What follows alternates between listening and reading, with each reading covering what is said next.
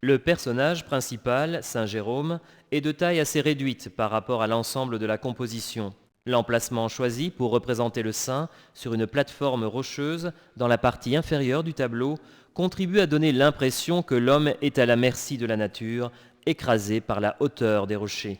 D'autre part, le décor rocheux du premier plan, qui cache en partie un des livres que Saint Jérôme est en train de lire, crée une sorte de barrière qui semble presque vouloir protéger la méditation et la solitude du saint de la présence indiscrète du spectateur. Ce même rocher, figurant dans l'ombre, est également utilisé par le peintre pour donner plus de profondeur à l'espace, profondeur obtenue également par la succession de blocs rocheux derrière le saint. La position inclinée du corps du pénitent se répète dans les pierres représentées derrière lui.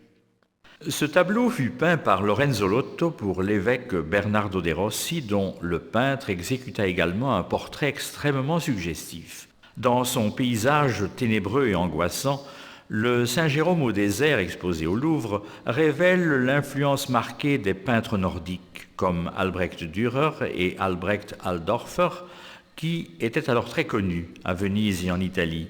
Par contre, la représentation d'un sujet sacré dans un décor de paysage est davantage dans la lignée de la peinture vénitienne, comme on peut le voir par exemple dans le tableau traitant le même sujet peint par Giovanni Bellini et conservé à Florence. Ce petit tableau était peint au cours des premières années d'activité de Lorenzo Lotto, peintre vénitien dont le langage original se différencie de la manière de tous les peintres vénitiens de son époque. Ses œuvres, fortement influencées par les peintres nordiques connus alors à Venise, contiennent des significations souvent difficiles à saisir, car elles sont chargées de symboles et d'allégories complexes qui révèlent la fréquentation de la part du peintre de commanditaires extrêmement cultivés. Ce petit tableau fut exécuté par Lorenzo Lotto à Trévise en 1506 pour l'évêque Bernardo de Rossi. Il représente Saint Jérôme, un des pères de l'Église qui vécut en ermite pendant de nombreuses années. Le saint est représenté tandis qu'il fait pénitence, comme on peut le comprendre, d'après la pierre qu'il tient en main et avec laquelle il se frappait la poitrine. Dans son autre main, Saint Jérôme tient le crucifix, tandis que tout autour sont représentés les livres contenant les Écritures sur lesquels le saint médite et travaille, puisque c'est à lui que l'on doit la première traduction en latin de la Bible appelée Vulgate.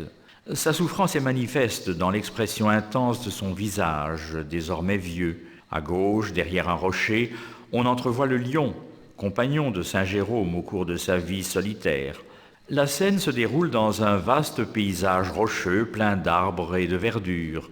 En réalité, le saint vécut dans le désert, lieu solitaire par excellence, mais dans la peinture occidentale, le désert fut transformé en forêt, car c'était justement en Occident le lieu le plus solitaire possible.